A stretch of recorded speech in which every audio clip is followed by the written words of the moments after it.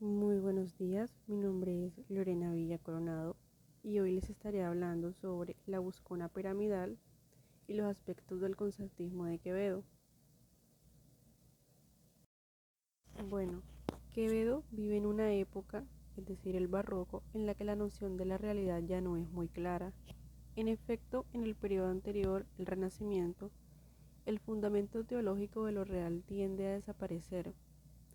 En el Génesis, cuando Dios creó el mundo, nombró las cosas, y las cosas fueron y existieron.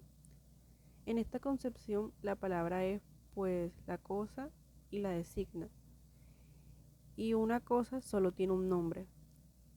En cambio, en la visión renacentista, por humanista, se aparta de la teología. Se dan cuenta entonces los hombres de que una palabra puede designar varias cosas, de que las cosas pueden tener varios nombres.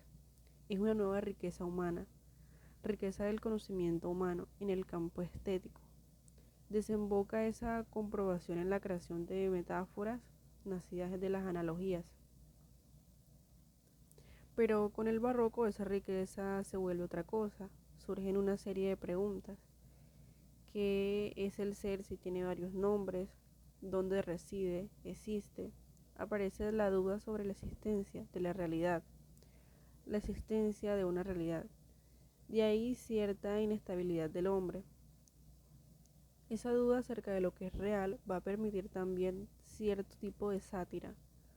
Si no se sabe si existe el ser, si existe un ser, solo habrá apariencias despreciables. La hora de todos y la fortuna conceso, probablemente escrito en 1635 y publicada póstumamente en 1650. Debe situarse como la obra maestra de Quevedo dentro de la modalidad de los sueños, y esto por dos motivos. El primero es porque la sátira abandona el mundo sombrío de empedradores, sastres, notarios y pasteleros para adentrarse corporalmente en el mundo real del comercio internacional, las finanzas, el colonialismo y la trata de esclavos, para concluir con una maravillosa y profética visión de una asamblea de la Organización de las Naciones Unidas. Segundo, pues porque el ingenio de Quevedo deslumbra por su brillo intelectual y por un virtuosismo lingüístico que sobrepasa todo cuanto había realizado con anterioridad. Y Astrana Marín llamó la obra de todos como la obra suprema del idioma castellano y en lo que toca lenguaje y estilo. La obra demuestra lo que sucede cuando, bajo la orden de Júpiter, suena, entre comillas, la hora, en la cual la fortuna deja de ser caprichosa al dispensar beneficios y calamidades y actúa con seso, dándole a cada hombre a partir de este momento lo que merece y haciéndolo aparecer como realmente es. La primera parte de la sátira comprende una serie de imágenes a las cuales se nos presenta primero la apariencia y después su metamorfosis en realidad. La parte décima dice así: salía de su casa una buscona piramidal, habiendo hecho sudar la gota tan gorda a su portada, dando paso a un inmenso contorno de faldas, y tan abultada que pudiera ir por debajo rellena de ganapanes, como la tarasca. Arrempujaba con el ruido de dos aceras de una plazuela. Cogióla la hora y volviéndose del revés la falda del guardainfante y arboladas, la sorbieron en campaña vuelta del revés, con facciones de tolva, y descubriéndose que para abultar de caderas entre diferentes legados de arrapiezas que traía, iba un repostero plegado y la barriga en figura de taberna, y al lado un medio tapiz, y lo más probable fue que se veía un Holofernes degollado, porque la colgadura debía ser de aquella historia. Hundíase la calle a silbos y gritos, ella aullaba, y como estaba sumida en dos estados de parahueso que formaban los espartos del ruedo que se había erizado, oíanse las voces, como de lo profundo de una sima, donde yacía con punta de cartamuela, ahogarase en la caterva que concurrió si no sucediera que, viniendo por la calle rebosando narcisos, uno con pantorrillas postizas y tres dientes, y dos teñidos, y 3 calvos con sus cabelleras. Los cogió la hora de pies a cabeza, y el de las pantorrillas empezó a desangrarse de lana, y sintiendo mal acostados por falta de los colchones las canillas, y queriendo decir ¿quién me despierna? Se le desempedró la boca al primer bullicio de la lengua. Los teñidos quedaron con requesones por barbas, y no se conocían unos a otros. A los calvos se les oyeron las cabelleras con los sombreros en grupa, y quedaron melones con bigotes, con una cortesía de memento homo. Estos párrafos satirizan la afectación en el vestir y en la apariencia, primero en una mujer y después en los hombres. La primera es una ladrona del tipo de las trampistas mañosas, caracterizada por el infrecuente adjetivo de piramidal. Esta es la palabra clave a partir de la cual crece la totalidad del primer párrafo. De lo que este adjetivo descriptivo implica, Quevedo extrae uno a uno todo un conjunto de imágenes, como un prestidigitador sacaría cartas, cintas o conejos de un sombrero. En español coloquial moderno, piramidal puede significar extraordinario, estupendo, pero no se ha encontrado ninguna prueba de tal sentido figurado. En el siglo XVII, pirámide podía significar pernera en Germania, pero esta acepción no viene aquí al caso. En el contexto de la delincuencia proporcionado por el nombre, el adjetivo trae a la mente la coroza o gorro de papel, de forma crónica que los herejes o ciertos criminales se veían obligados a llevar en público como parte de su castigo. En ellos se pintaban dibujos para muestra de sus crímenes. La frase buscona piramidal podría ser así ingeniosamente completa por sí misma, por el ingenio de Quevedo no suele dejarse asediar tan rápidamente. Cuando introduce una palabra desacostumbrada, es mucho más probable que desarrolle su significado más allá de la primera connotación que le viene en mente. Que le viene en mente al lector para así conducirlo a direcciones insospechadas. Bueno, en este caso es inmediatamente claro que piramidal nada tiene que ver con el hecho de que la mujer sea una buscona, sino que describe su apariencia. Lo primero que pensamos ser una pirámide sobre la cabeza de una mujer se convierte en una pirámide que va de su cabeza abajo porque trae un guardainfante, como podremos ver en la primera imagen y en la segunda. Se nos aleja así de la delincuencia y se nos transporta a la sátira, no acerca de las mujeres ladronas, sino acerca de la moda en particular. Como podemos ver aquí, lo que lleva a la mujer en la cintura, debajo de su falda, se le llama guardainfante. Este era un tipo de falda ridículamente extravagante, y esto es progresivo. Primero apenas puede pasar por la puerta, después la falda se vuelve ancha como una tarasca, para después llenar toda la plaza de un pueblo. Sudar la gota gorda significa luchar con todas las fuerzas para conseguir algo. Esperaríamos que la mujer luchara para pasar por la puerta, pero en realidad es la puerta la que suda para dejarla pasar. Esta inversión ingeniosa es característica de la obra de todos. Brillante ejemplo de ella es en la sección 4, cuando una casa que está a punto de rentarse desaparece y deja a su dueño al descubierto. Bueno, aquí tenemos la sección 4, donde nos dice: quedó desnudo de paredes y en cueros de edificio, y solo en una esquina quedó la cédula de alquiler que tenía puesto, tan mudada por la fuerza de la hora, en donde decía: quien quisiera alquilar esta casa vacía, entre, que dentro vive su dueño. Se leía: quien quisiera alquilar este ladrón que está vacío de su casa, entre sin llamar, pues la casa no lo estorba. Bueno, en el caso de sudar la gota gorda, como yo les había dicho antes, la inversión podría haber sido sugerida por el hecho de que gotas era el término arquitectónico para las gutae, u ornamentos en el friso de arquitrabe y los tríglifos de las órdenes clásicas. Así, una portada tenía en efecto gotas semejantes a las gotas de sudor de la frente.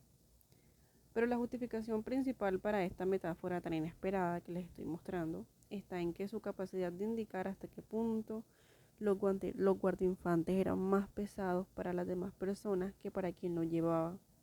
Podían ser dolorosos hasta para las puertas. Lo mismo se indicaba por medio de la tercera exageración. Reempujaba con el ruedo de las dos aceras de una plazuela. Al empujar fuertemente contra los edificios en dos lados de la plaza, el aro del guardainfantes excluía al público del espacio destinado a su uso. Esta exageración pone en efecto de manifiesto con efectividad la sátira de la naturaleza antisocial de los guardainfantes, ya que debió haber sido un monstruoso estorbo. Nada más de imaginarme llevando uno de esos puestos. Y bueno, pero en el curso de la exageración, el guardainfantes se ha convertido en una tarasca, con la cual se inicia un nuevo desarrollo imaginativo. Las carastas eran carros alegóricos en forma de dragones, empujados o cargados por hombres que estaban dentro de ellas, por debajo de los ganapanes, durante las procesiones de Corpus. Se invierte. Si queremos imaginar algo así como una campana al revés, nos formamos una imagen muy similar a la de la pirámide invertida, la cual se parece a la de la imagen que tenemos aquí, en la figura número 2.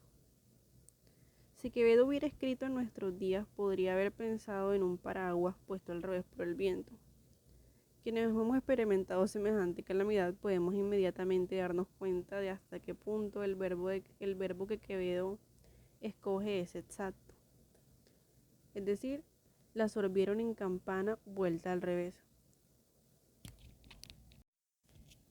Y es que en el mismo momento en el que la imagen de la campana se forma en nuestra conciencia, la pirámide invertida se transforma en algo más. Al quedar su cara escondida en su falda, sus facciones son facciones de tolva, puesto que una pirámide invertida tiene forma de un cono invertido, decorosa a un guardainfante. Hasta este punto conduce Quevedo pictóricamente su pirámide, como lo vemos en la imagen. La pirámide toca así a su fin y Quevedo vuelve a las implicaciones de Buscona a elaborar el relleno. De la misma manera que la tarasca está llena de hombres, el guardainfante está lleno de retazos de tela y la mayoría de estos son arrapiezos liados en torno a las caderas de la mujer para dar cuerpo a su falda, es decir, para voltar sus caderas. Hay un contraste irónico entre la vestimenta interiormente lujosa y el relleno interior, excepto por el hecho de que el último también comprende un repostero y la mitad de un tapiz. No tenía caso hacer de la mujer una buscona a menos que la implicación fuera que estos estuviesen rotos. Los guardainfantes eran así llamados porque podían esconder un embarazo. Para Quevedo podía servir para otra función utilitaria al esconder bienes robados. El efecto de todo esto es que el relleno consiste en hacer que las caderas y la cintura de la mujer se parecieran a una taberna, dándole forma de un barril, implicando acaso que se trata aquí de un embarazo. Bueno, el repostero heráldico implica nobleza y honor. Esto queda desmentido por la ridícula extravagancia del guardainfantes, en el cual se degradan la dignidad y el honor de la mujer, ambos perdidos en el relleno de la falda. Algún significado especial debe tener la mitad del tapiz porque Quevedo insiste en los detalles. Y lo más notable fue que se veía un Holofernes degollado, porque la colgadura debía de ser de aquella historia. Se trata de la mitad de un tapiz, sea porque esté doblado o roto. En cualquier caso, la otra parte había representado el resto de la historia de Holofernes, a saber, de la de Judith. Se trata del tipo de mujer que, valiente y leal, salva a su país. Pero la calidad de Judith falta entre las mujeres del tipo de la Buscona, puesto que la identidad femenina se degrada en los guardainfantes. Al faltar Judith, todo lo que queda en la historia de Holofernes es que éste es decapitado. Descabezado como descabezada, está la buscona en sus faldas arboladas. Así, Holofernes es la representación de la muerte, y esto nos conduce a la metamorfosis siguiente. Visto desde arriba, el guardainfantes invertido o en su posición normal se convierte en un carcahueso o cima. Al tener dos estados de profundidad es suficientemente profundo para hacer una tumba. Al mirarlo por dentro, todo lo que se ve es la cara de la mujer sin cuerpo y aullando como una máscara horrible, como una carámbula. El guardainfantes se alcanza así cuando se convierte en una tumba que entierra la dignidad de las mujeres. Una última sugerencia ingeniosa. El guardainfantes mismo está tan horrorizado de ver aquello en que se ha convertido que sus pelos están de punta. Dos estados de carcahueso que formaban los espartos del ruedo que se había erizado. La conexión entre ruedo erizado y pelo erizado puede suplirse en español moderno por pelo de esparto. Ignoro si esto era usual en los tiempos de Quevedo, pero no estaba más allá de sus capacidades acuñar esta metáfora por implicación. La característica de este párrafo es que el ingenio es plástico y no verbal. Las imágenes son fantásticas y grotescas, no tanto porque Quevedo pueda mostrar su capacidad de competir con el bosco, sino porque lo grotesco es la forma que toma la visión de la vida humana en el conjunto de la obra de todos. En este caso particular, su justificación satírica reside en el poderío que estas imágenes grotescas poseen para poner al desnudo la fatuidad de las pretensiones y de la ostentación humana, tipificadas por el guardainfantes. Estilísticamente, la característica más importante de esta descripción de la buscona consiste en que todas las imágenes están conectadas entre sí, llevándonos una a la otra en una línea descendiente, nunca rota, que va de piramidal Carantamuala. Esto podría ordenarse en la forma de una tabla genealógica en la cual los elementos serían los siguientes: piramidal, corosa, guardainfante. En el caso de la primera se divide en su interior vacío, campana, tolva. En el caso de la última se sigue la línea central del descenso: tarasca, rellena, arrapiezo repostero, taberna, igual a honor, Judith, Holofernes, igual a muerte, carcahueso y carantamuala. Ok, esto nos revela que nada hay de arbitrario y espasmódico en el conceptismo de Quevedo. Esto es un notable ejemplo de pensamiento continuamente dominante. Si Quevedo es maestro de las palabras, esto se debe a que hay en él una inteligencia que se muestra por detrás de las acrobacias de su lenguaje. Como siempre, el fundamento de cada concepto es la unión de dos objetos o cualidades que normalmente o están remotas o son incluso contradictorias.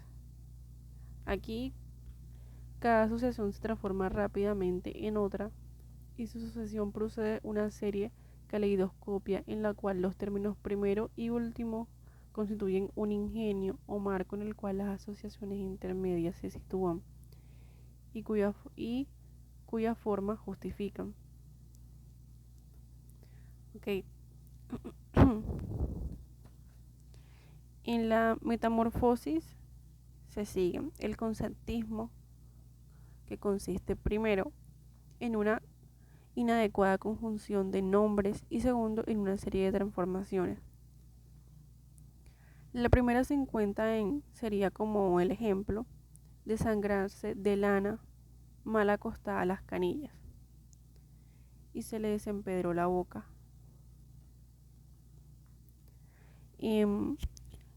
Las últimas son las que siguen. El relleno que rodea los tobillos es más sangre que colchón. Los dientes falsos son piedras para pavimentar y por consiguiente la boca se convierte en un patio pavimentado. Las barbas se transforman en queso de crema, las cabezas calvas en melones, las pelucas en caballos y los sombreros en jinetes. Y Así las pantorrillas delgadas se rellenan para llenar las medias, así el relleno proporciona la carne y el hueso que faltan, de tal manera que cuando se los quita el hombre sangra lana, puesto que el relleno sustituye a la carne. Lo que se rellena es la espinilla que así reposa en el colchón.